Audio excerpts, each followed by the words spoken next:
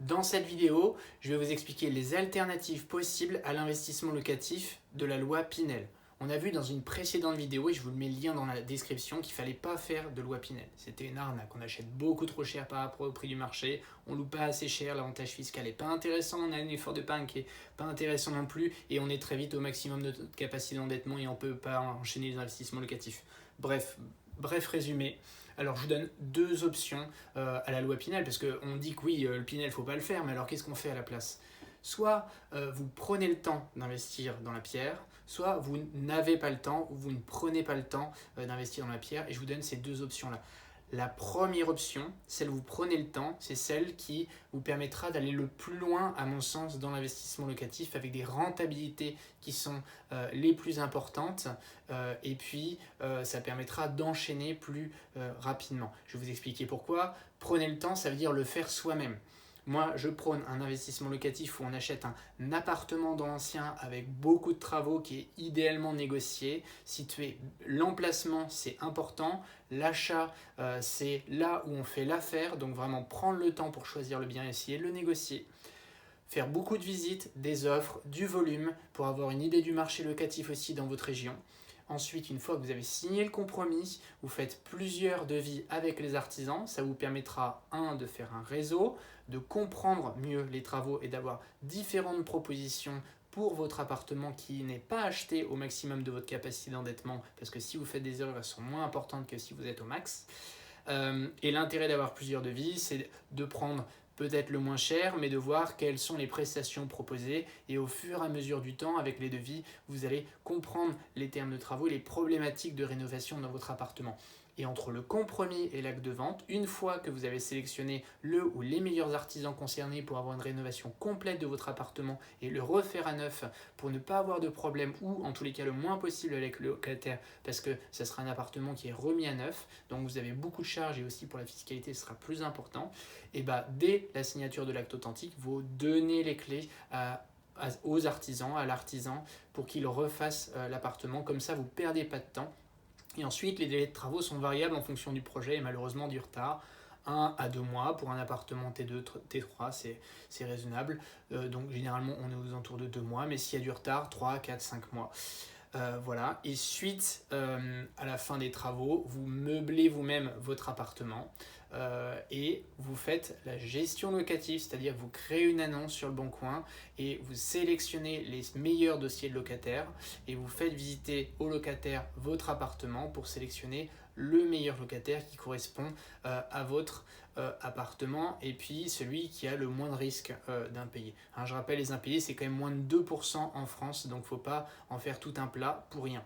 Et une fois que vous avez signé le bail et l'état des lieux, vous pouvez faire rentrer vos locataires et vous allez être extrêmement satisfait de toucher les premiers loyers à la sueur de votre front parce que vous avez tout géré de A à Z. C'est très satisfaisant. Et je vous rappelle que l'immobilier, c'est un marathon, on est sur le long terme et que pour avoir des revenus passifs, il faut toujours une mise en place active. Ça, c'est valable pour tous les domaines. Et c'est extrêmement satisfaisant d'avoir quelques mois de travail plus important pour avoir sur plusieurs années ensuite des revenus passifs qui tombent. La deuxième option que je vous propose, c'est si vous ne voulez pas prendre le temps. Pour toutes les raisons personnelles que vous avez, je peux les comprendre. Et moi j'ai deux sociétés à vous proposer qui font de l'investissement locatif clé en main. La plus grosse et celle qui m'a le plus convaincu, c'est celle qui s'appelle investissementlocatif.com. C'est de Manuel Ravier et de Michael Zonta qui sont deux multi-investisseurs qui ont créé cette société en 2012 et maintenant il y a plus de 150 collaborateurs qui travaillent chez eux. C'est pas de la pub pour eux.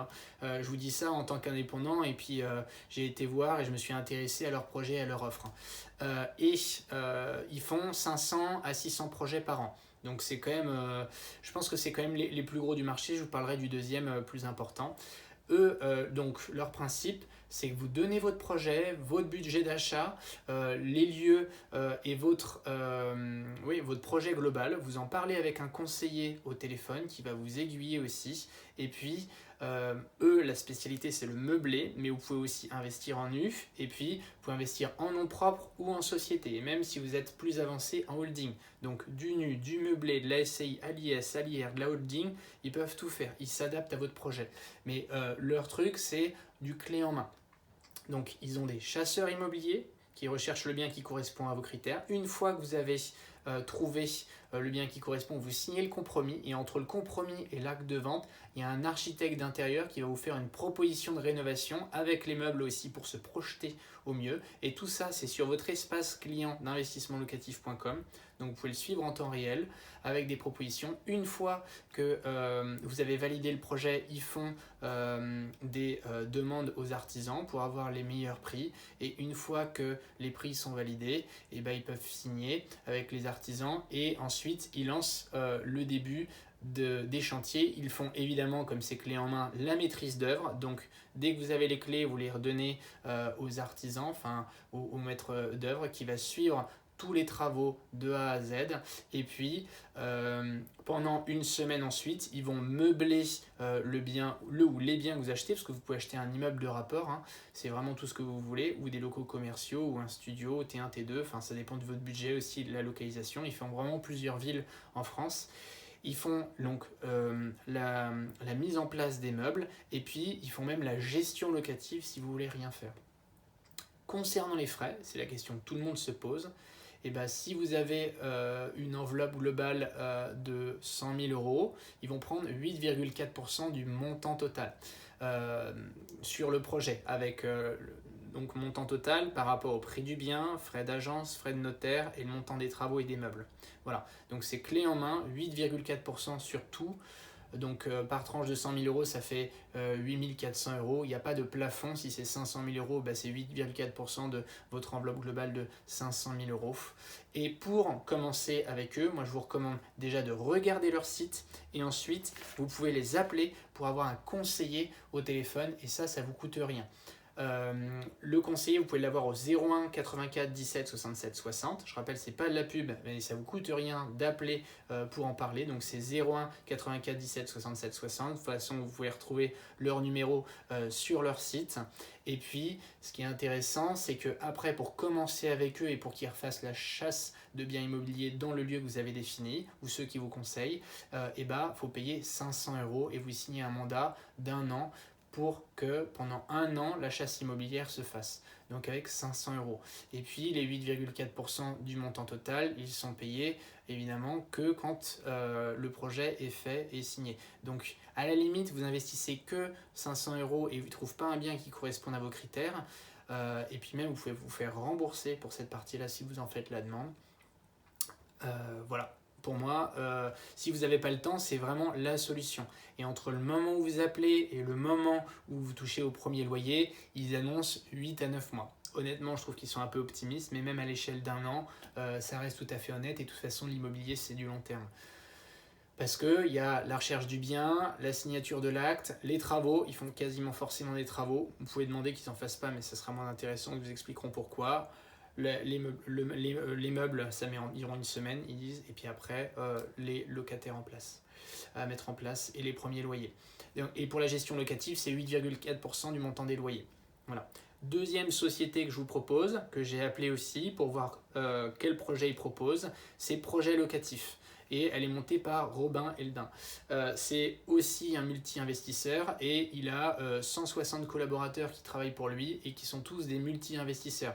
Donc au début, vous allez avoir un assistant ou une assistante commerciale qui va vous appeler, qui sera ou non investisseur à titre personnel, j'ai demandé, mais après, vous allez avoir un conseiller tout le long du projet avec un unique interlocuteur qui va suivre tout votre projet. Et eux, c'est des multi-investisseurs. Vous pouvez demander en nom propre, ils sont assez transparents, c'est d'ailleurs marrant.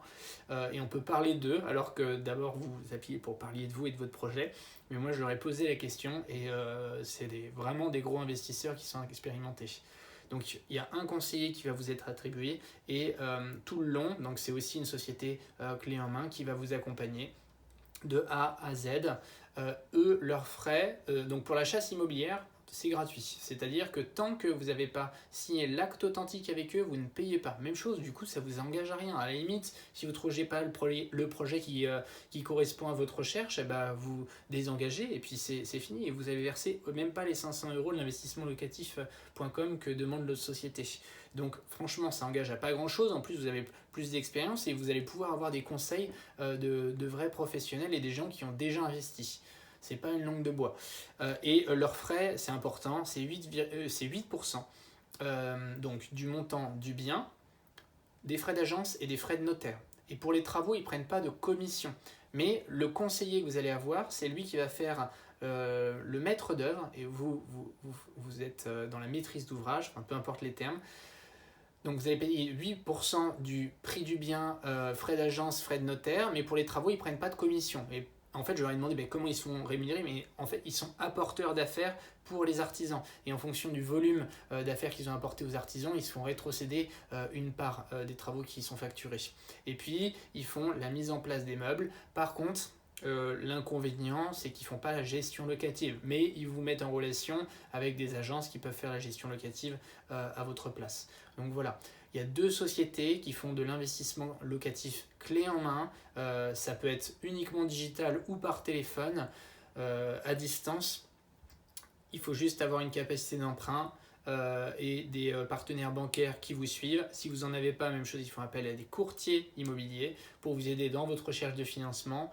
Mais je ne vois pas pourquoi ne pas investir. Ils annoncent en plus sur leur site des rendements qui sont beaucoup plus, enfin du 10 à 12%, mais en fait avec les commissions qu'ils prennent de 8,4%, de 8%, on est quand même entre, il y a du 4 à 5% sur Paris, donc c'est quand même important, et puis après en province on peut monter 7, 8, 9, 10% pour les immeubles de rapport et les budgets qui sont un peu plus importants.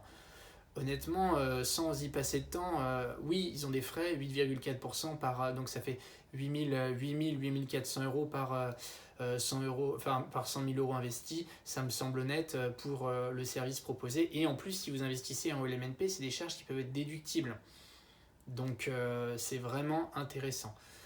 Je vous recommande d'appeler les numéros que je vous ai donnés, d'aller voir leur site, ça ne vous coûte rien et c'est vraiment une alternative intéressante sur le Pinel. Et vous qui voulez défiscaliser à tout prix, et avec le NU et du régime réel en foncier, vous pouvez aussi défiscaliser 10 700 euros par an sur du réel. Voilà, je vous laisse référer à eux avec un petit peu de fiscalité, mais c'est vraiment une solution qui est plus intéressante, plus rentable et avec une plus-value latente en plus.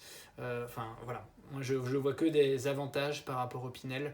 Voilà les autres alternatives que je vous propose. Soit vous bougez le cul, ou soit vous bougez le cul aux autres.